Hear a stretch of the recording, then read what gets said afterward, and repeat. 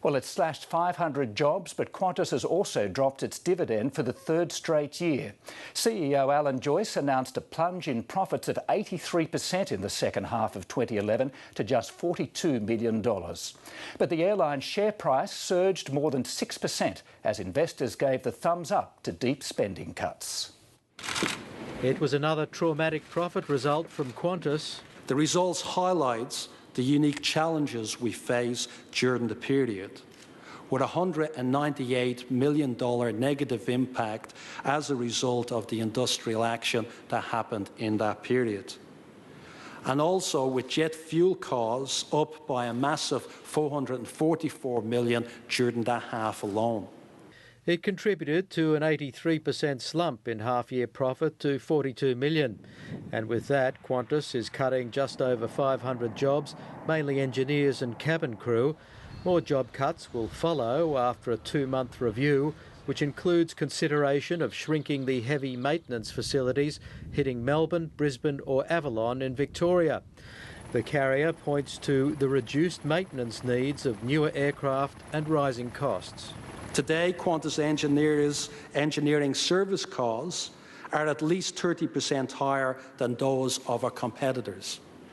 And we have the ability to change. In an olive branch to unions, the Qantas chief pledged to give them their say before any decisions were made. Now, at least this time, we're going to be able to have a look through the figures with them.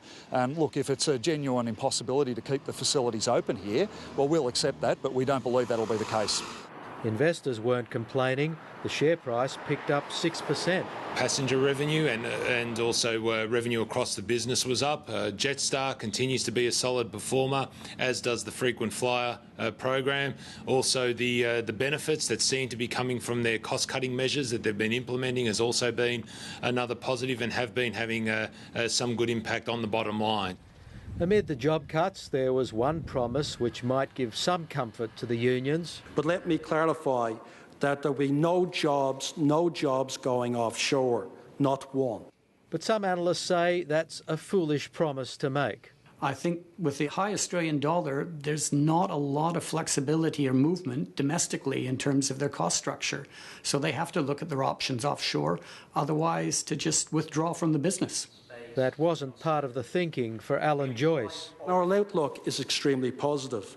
The majority of our businesses are performing strongly.